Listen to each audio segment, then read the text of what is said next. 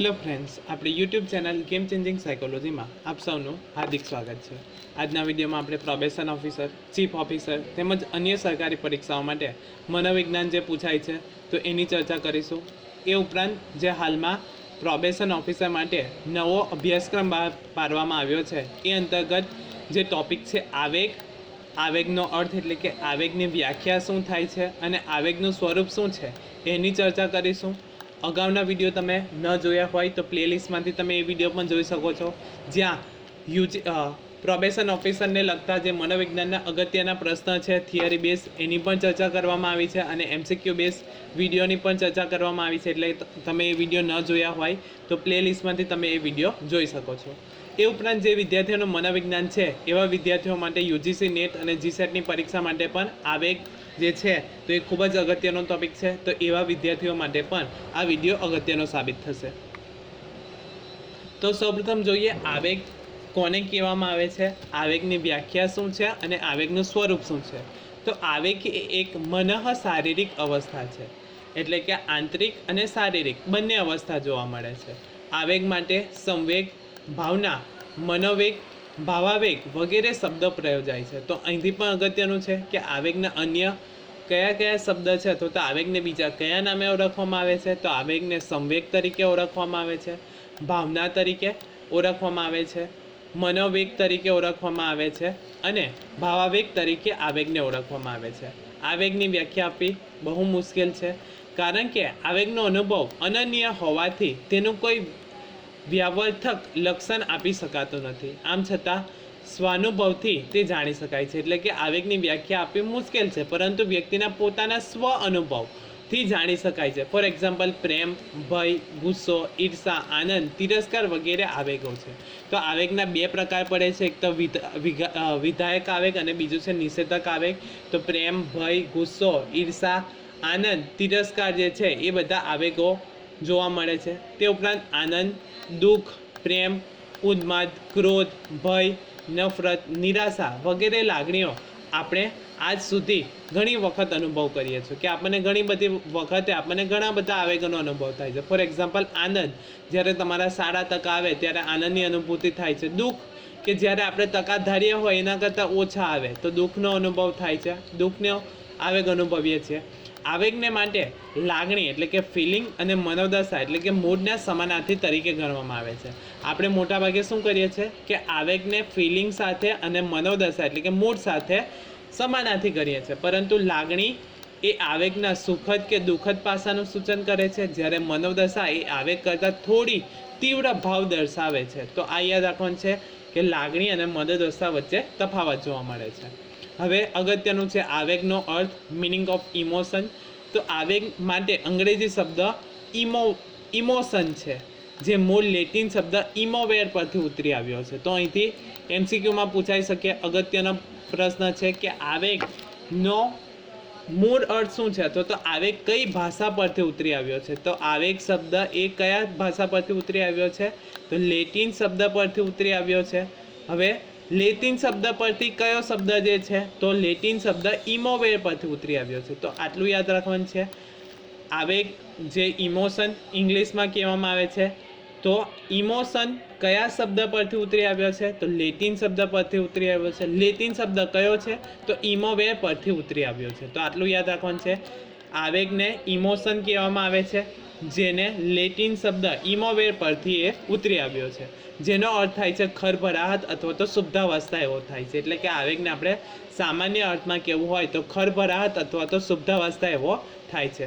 શાંત પાણીમાં પથ્થર ફેંકતા ભમરો ઉત્પન્ન થાય છે અને છેક કિનારા સુધી પ્રસરતા જતા હોય છે, એ જ રીતે સુખદ કે દુઃખદ ઘટનાઓ આપણા સમગ્ર ચેતાતંત્રને ખળભળાવી દે એવો થાય છે અને આવેગનો અનુભવ થાય છે। જેમ પાણી સ્થિર હોય, હવે પાણી સ્થિર હોય ત્યારે આપણે પથ્થર નાખીએ છીએ તો એના કારણે શું થાય છે, વમળ બને છે અને એ વમળ પૂરા દરિયા જે કિનારો હોય ત્યાં સુધી આવે છે।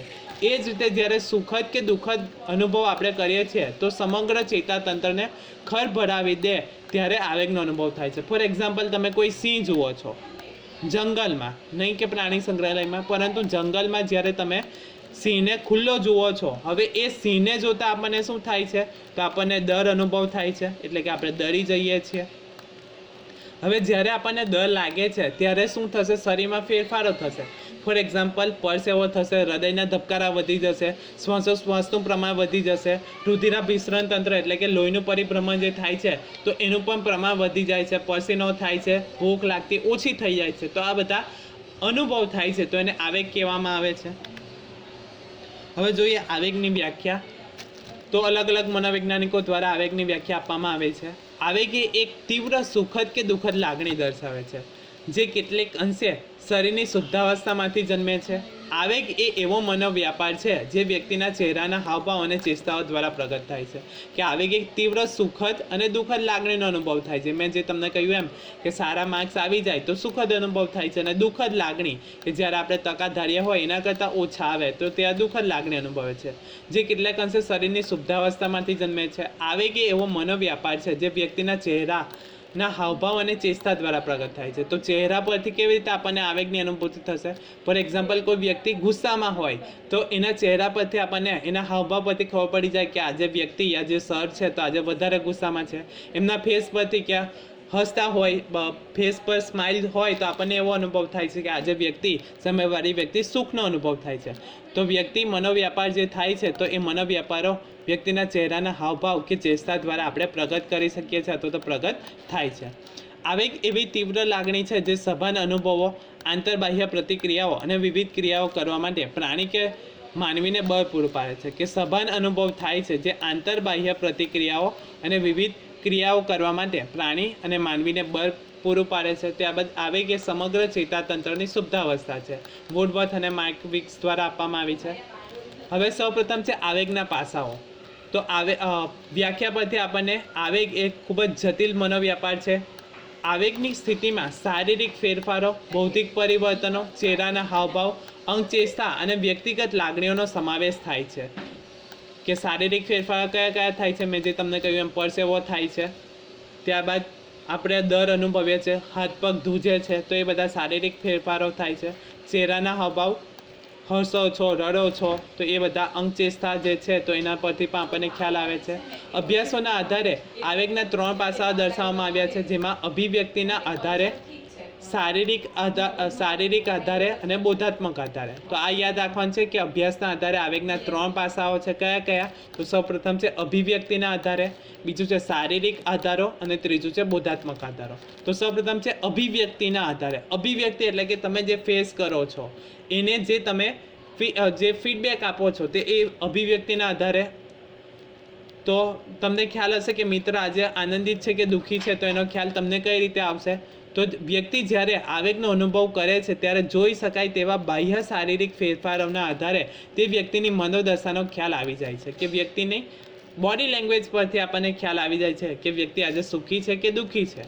ફોર એક્ઝામ્પલ, વ્યક્તિ જ્યારે ક્રોધનો અનુભવ કરે ત્યારે તેના ચહેરા પર અને આંખોમાં લાલાશ અને કરદાઈનો ભાવ જોવા મળે છે. એના પરથી આપણને ખ્યાલ આવી જાય છે કે વ્યક્તિ આજે ગુસ્સામાં છે. આમ આવેગ સમયે થતી શાબ્દિક અને બિનશાબ્દિક અભિવ્યક્તિના આધારે અન્યને સમજવું સરળ બની જાય છે. કે અભિવ્યક્તિથી કે બોડી લેંગ્વેજ પરથી યા ફેસના હાવભાવ પરથી આપણને ખ્યાલ આવી જાય છે કે વ્યક્તિ આજે સુખી છે કે દુઃખી છે, ગુસ્સામાં છે કે ગુસ્સામાં નથી, તો એની ખ્યાલ આપણને આવી જાય છે. તો એને અભિવ્યક્તિના આધારે આપણે આવેગના પાસા કહેવામાં આવે છે.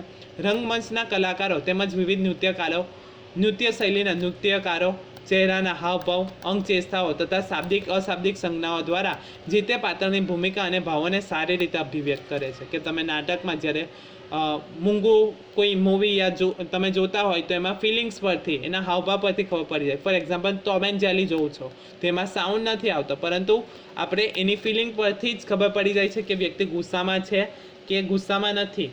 તો એની ખબર પડી જાય છે. તો એને શું કહેવામાં આવે છે? અભિવ્યક્તિના આધારે આવેગના પાસા દર્શાવવામાં આવે છે. આવેગની અભિવ્યક્તિ સમાજ અને સંસ્કૃતિમાં જુદી જુદી જોવા મળે છે. કે દરેક સમાજમાં એક ચોક્કસ પરિસ્થિતિ હોય તો એ પરિસ્થિતિને ધ્યાનમાં રાખીને દરેક સમાજમાં અને સંસ્કૃતિમાં આવેગની અભિવ્યક્તિ અલગ અલગ જોવા મળે છે.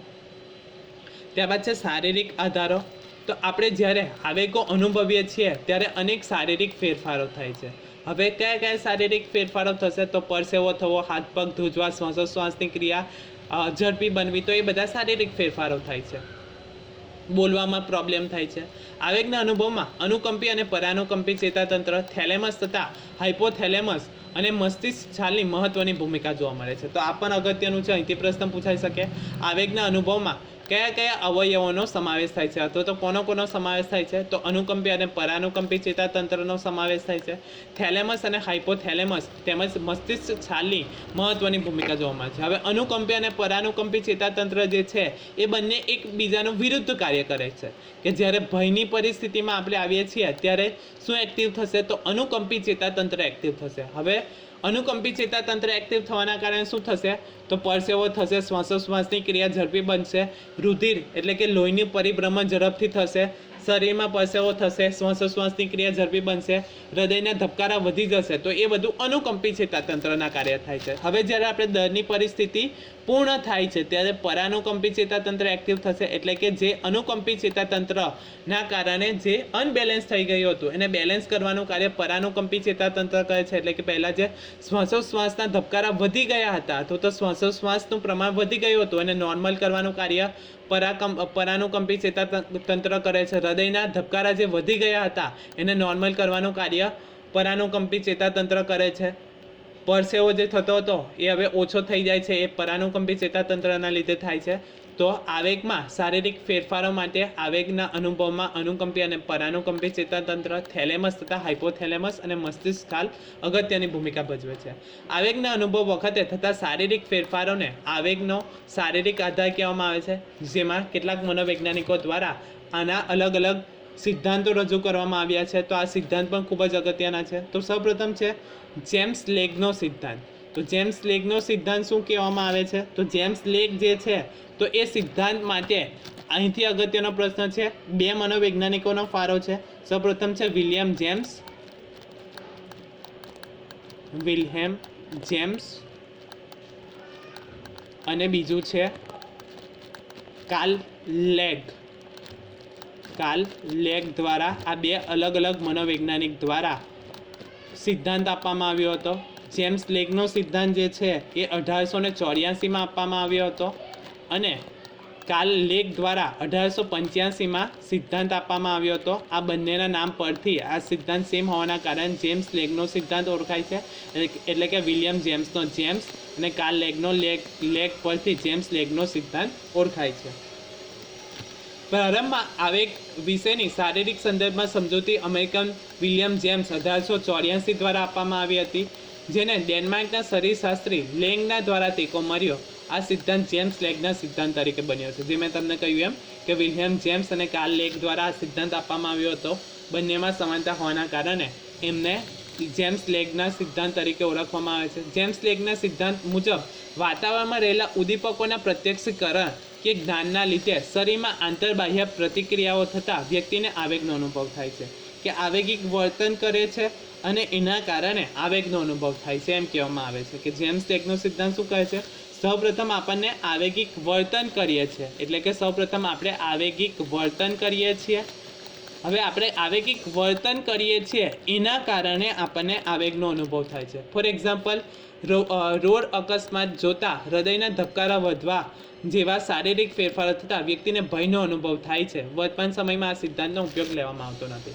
ફોર એક્ઝામ્પલ, અકસ્માત તમે જોવો છો એના કારણે હૃદયના ધબકારા વધે છે, એના કારણે શારીરિક ફેરફાર થાય છે અને આપણને આવેગનો અનુભવ થાય છે. તો આવેગિક વર્તન પહેલાં આપણે કરીએ છીએ અને પછી આપણને આવેગનો અનુભવ થાય છે, એમ જેમ્સ લેગનો સિદ્ધાંત કહે છે. ફોર એક્ઝામ્પલ, જ્યારે તમે જંગલમાં સિંહ જુઓ છો તો સિંહ જોવાના કારણે આપણે શું કરીએ છીએ કે દોડવા લાગીએ છીએ, હવે દોડીએ છીએ એના કારણે આપણને ડરનો અનુભવ થાય છે, એમ જેમ્સ લેગનો સિદ્ધાંત કહે છે. ત્યારબાદ છે કેનન બારનો સિદ્ધાંત. તો આ સિદ્ધાંત કેનન દ્વારા 1927માં અને બાર દ્વારા 1934માં આપવામાં આવ્યો હતો અને આ સિદ્ધાંત મુજબ વાતાવરણમાં રહેલા ઉદ્દીપકોને જોતા સંદેશા મગજના થેલેમસ સુધી પહોંચે છે. વળી મસ્તિષ્ક છાલની ક્રિયાને લીધે અનુકંપી ચેતાતંત્રમાં ફેરફારો થાય છે અને આ લીધે આંતરિક અવયવોમાં ફેરફાર અને આવેગની અનુભૂતિ પણ એક સાથે જ થાય છે. હવે કેનન બારનો સિદ્ધાંત શું કહેવામાં આવે છે કે આંતરિક અવયવિક ફેરફારો અને આવેગની અનુભૂતિ એક સાથે જ થાય છે. એટલે કે આપણને ડર લાગે છે, હવે ડર લાગવાના કારણે શું થશે, આપણા શારીરિક ફેરફારોમાં ફેરફારો થશે, એટલે કે હૃદયના ધબકારા વધી જશે, પરસેવો થશે, હાથ પગ ધ્રુજવા લાગશે અને એના કારણે આપણને ડરનો અનુભવ થાય છે. એટલે કે બંને સાથે અનુભવ થાય છે કે આવેગિક આંતરિક અવયવોમાં ફેરફાર પણ થાય છે અને આવેગની અનુભૂતિ પણ સાથે થાય છે. તો એને કેનન બારનો સિદ્ધાંત કહેવામાં આવે છે. જ્યારે જેમ્સ લેકનો સિદ્ધાંતમાં શું હતું, સૌપ્રથમ આવેગનો અનુભવ કરીએ છીએ અને પછી એટલે કે આવેગિક ફેરફારો થાય છે અને પછી આવેગનો અનુભવ કરીએ છીએ, એવું જેમ્સ લેકના સિદ્ધાંતમાં કહેવામાં આવતું હતું. જ્યારે કેનન બારના સિદ્ધાંતમાં શું કહેવામાં આવે છે કે આંતરિક અવયવોમાં ફેરફાર અને આવેગની અનુભૂતિ બંને સાથે થાય છે, એટલે કે એક સાથે સમયે થાય છે. હવે અહીંથી બીજો અગત્યનો પ્રશ્ન છે, કેનન બારનો સિદ્ધાંત અન્ય કયા નામે ઓળખાય છે? તો અલગ અલગ નામ તરીકે ઓળખવામાં આવે છે. સૌપ્રથમ છે હાઇપોથેલેમિક સિદ્ધાંત તરીકે ઓળખવામાં આવે છે. એક નામ છે હાઇપોથેલેમિક સિદ્ધાંત તરીકે ઓળખવામાં આવે છે. બીજું નામ છે થેલેમિક સિદ્ધાંત તરીકે ઓળખવામાં આવે છે અને ત્રીજું નામ છે કેન્દ્રીય સિદ્ધાંત તરીકે ઓળખાય છે. તો કેનન બાર સિદ્ધાંતના અન્ય નામો કયા કયા છે? તો સૌપ્રથમ છે હાઇપોથેલેમિક સિદ્ધાંત ઓળખવામાં આવે છે, બીજું નામ છે થેલેમિક સિદ્ધાંત અને ત્રીજું છે કેન્દ્રીય સિદ્ધાંત તરીકે ઓળખાય છે. આ ઉપરાંત આવેગના સામાન્ય સમજના સિદ્ધાંત મુજબ ઉદ્દીપક પરિસ્થિતિને જોયા પછી આવેગનો માનસિક અનુભવ થતાં આંતરબાહ્ય શારીરિક ફેરફાર થતાં આવેગની અભિવ્યક્તિ થાય છે. ત્રીજું છે બોધાત્મક આધારો. આવેગ દરમિયાન થતા બોધાત્મક અનુભવને આવેગનો બોધાત્મક આધાર કહેવામાં આવે છે. વર્તમાન સમયમાં મોટાભાગના મનોવૈજ્ઞાનિકો માને છે કે આપણી બોધાત્મક પ્રક્રિયાઓ જેવી કે પ્રત્યક્ષીકરણ, સ્મૃતિ અને અર્થઘટન એ આવેગના મહત્વના ઘટકો છે. અને આ સંદર્ભમાં સાખ્તર અને સિંગર દ્વારા આવેગનો દ્વિઘટક સિદ્ધાંત આપવામાં આવ્યો. તો અહીંથી પ્રશ્ન પૂછાઈ શકે છે કે આવેગનો દ્વિઘટક સિદ્ધાંત કોના દ્વારા આપવામાં આવ્યો? તો આવેગનો દ્વિઘટક સિદ્ધાંત સાખ્તર અને સિંગર દ્વારા આપવામાં આવ્યો છે. તો આ યાદ રાખવાનું છે. હવે જે સાખ્તર અને સિંગરનો જે સિદ્ધાંત છે તો એમાં શું છે, તો બોધાત્મક અનુભવ થાય છે. હવે બોધાત્મક અનુભવ કઈ રીતે થશે? તો બોધાત્મક અનુભવ કે આપણને જે પણ આવેગનો અનુભવ થાય છે તો જે પણ અનુભવ થાય છે એ બધા અસ્પષ્ટ હોય છે. હવે એ અસ્પષ્ટ હોવાના કારણે શું કરીએ છીએ, તો આપણે બોધનો ઉપયોગ કરીએ છીએ, એટલે કે આપણો જે પણ બુદ્ધિનો ઉપયોગ કરીને ભૂતકાળમાં આપણને જેવો અનુભવ થયો હતો તો એ અનુભવને યાદ કરીએ છીએ અને આપણે પ્રતિક્રિયા આપીએ છીએ. તો એ સાખ્તરનો સિદ્ધાંત, એને આવેગનો દ્વિઘટક સિદ્ધાંત કહેવામાં આવે છે. હવે દ્વિઘટક સિદ્ધાંતમાં કયા કયા આવે છે? તો દ્વિઘટક એટલે કે બે સિદ્ધાંત છે. એક તો શારીરિક ઉત્તેજના, એક છે શારીરિક ઉત્તેજના અને બીજું છે બોધાત્મક મૂલ્યાંકન કરવામાં આવે છે, બોધાત્મક મૂલ્યાંકન. તો આ બે યાદ રાખવાનું છે. સાખ્તર અને સિંગરનો સિદ્ધાંત જે છે તો એ આવેગનો દ્વિઘટક સિદ્ધાંત કહેવામાં આવે છે. કયા કયા છે? તો આવેગના દ્વિઘટક સિદ્ધાંતમાં શારીરિક ઉત્તેજના અને બીજું છે બોધાત્મક મૂલ્યાંકન કરવામાં આવે છે. તેમના મતે આવેગનો અનુભવ આપણી વર્તમાન ઉત્તેજના વિશેની સભાનતાને વિકસે છે. ફોર એક્ઝામ્પલ, નાના બાળકને સાપની ભયાનકતાનો ખ્યાલ નથી અને સાપ જોવાથી એને સાપથી ભય જન્મતો નથી, પરંતુ મોટી ઉંમર થતાં વ્યક્તિ સાપને ઝેરી સમજે છે અને સાપને બીક લાગે છે. તો બોધાત્મક અનુભવ શું કહેવામાં આવે છે? તો આપણને જે પણ આવેગનો અનુભવ થાય છે એ પહેલાં તો અસ્પષ્ટ હોય છે. હવે એ અસ્પષ્ટ હોવાના કારણે આપણે આપણી બુદ્ધિનો ઉપયોગ કરીને ભૂતકાળમાં આપણને જે પણ કોઈ અનુભવ થયા હતા એ અનુભવને યાદ કરીને આપણે પ્રતિક્રિયા આપીએ છીએ. તો આ યાદ રાખવાનું છે. તો સાખ્તર અને સિંગર આવેગનો દ્વિઘટક સિદ્ધાંત આપવામાં આવ્યો હતો. બીજું નામ છે બોધાત્મક સિદ્ધાંત તરીકે પણ ઓળખવામાં આવે છે. આશા રાખું છું કે તમને આ વિડીયોમાં સમજ પડી ગઈ હશે અને જો તમને આ વિડીયો પસંદ પડ્યો હોય તો વધુમાં વધુ લાઇક કરો, શેર કરો અને અમારી ચેનલને સબસ્ક્રાઈબ કરો. Thank you.